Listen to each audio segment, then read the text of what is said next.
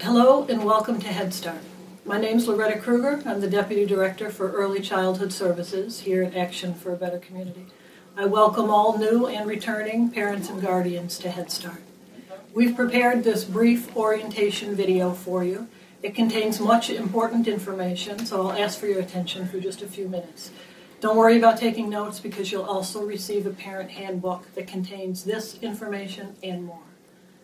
Head Start provides a number of services for you and your family. Certainly most important is our early education services. But we also provide parent engagement services and services to help your family reach self-sufficiency. Our parent engagement services can be found at the center level. I hope you do participate in your parent committees at your center or in your home-based program, and also self-sufficiency services, which will be provided by your family developers. Head Start services can be categorized both in the education area, in child development, health, both physical health and behavioral health. We have nutrition services, and as I mentioned, family development services. Most people associate early education services with Head Start, but we're really much more than that. A little bit more about the Head Start program itself. Head Start was founded in 1966 as a program in the war on poverty. And certainly that war is not over, but we are pleased that you are joining with us in this effort and that we will continue the work that was begun then. The National Center on Quality Teaching and Learning Framework for Effective Everyday Practice supports school readiness for all children. We use a house to represent 4 integral elements of quality teaching and learning. These are engaging everyday interactions with children, choosing and implementing a strong curriculum, using regular assessment of children's skills, and individualized teaching. In this framework, these elements correspond respectively to parts of a house: the foundation, 2 pillars, and the roof. And when connected with one another, they form a single structure that fosters children's learning and development. Let's take a look at each individually. The foundation: engaging interactions and environments. Effective, engaging interactions and environments are the foundation for all learning in early childhood classrooms. High-quality preschool classrooms include a well-organized and managed classroom, social and emotional support, and instructional interactions and materials that stimulate children's thinking and skills. The first pillar: research-based curricula and teaching practices. A high-quality, research-based curriculum provides learning goals and activities in key areas of children's development that reflect support for school readiness goals. A curriculum provides guidance as to what to teach, content, and how to teach, learning experiences, and teaching strategies.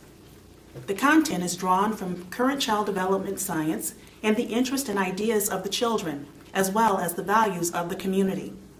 The Head Start Child Development and Early Learning Framework is an important resource for identifying the content of a program's early childhood curriculum. The second pillar: ongoing assessment of child progress. Ongoing assessment is integral to curriculum and instruction. If our goal is to help children achieve school readiness and individual learning goals, then we need to keep track of how the children are doing. Assessment information helps us monitor progress, both for individual children and for the program as a whole. The important thing to keep in mind is that assessment information needs to be valid, reliable, and useful. The Head Start Child Development and Early Learning Framework provides Head Start and other early childhood programs with a description of the developmental building blocks that are most important for a child's school and long-term success. Head Start children 3 to 5 years old are expected to progress in all areas of child development and early learning, as outlined by the framework. Head Start programs are also expected to develop and implement a program that ensures such progress is made. The framework is not appropriate for programs serving infants and toddlers.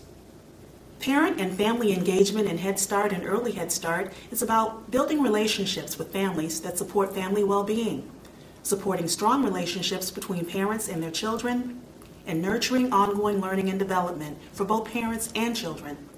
The Parent, Family, and Community Engagement Framework, or PFCE, is a roadmap for progress in achieving the types of outcomes that lead to positive and enduring change for children and families. The PFCE framework graphic demonstrates that when parent and family engagement activities are systemic and integrated across program foundations and program impact areas, family engagement outcomes are achieved. This results in children who are healthy and ready for school. Parent and family engagement activities succeed when they are grounded in positive, ongoing, and goal-oriented relationships with families.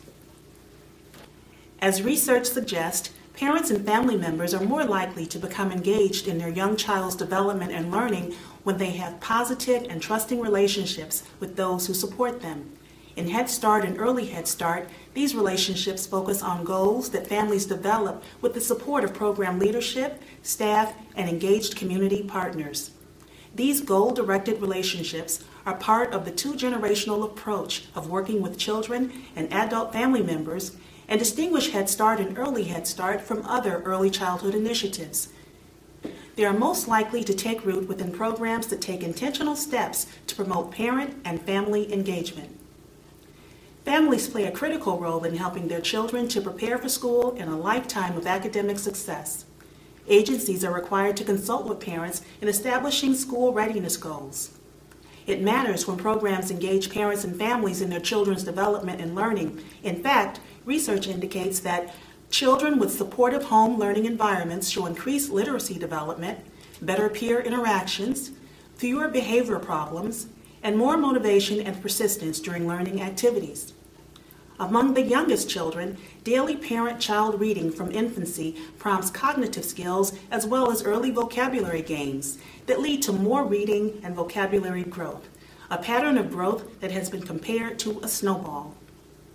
Continued family engagement is important through the school years. Longitudinal studies of low-income children show that high family involvement offsets the risk of children growing up in low-income households and in households with low parent education.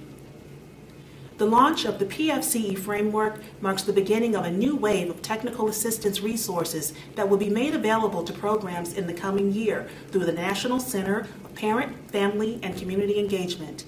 The PFCE framework is intended to inspire a renewed spirit of collaboration with families and community partners as programs identify and take next steps to engage parents, families, and the community to achieve better outcomes for children and families.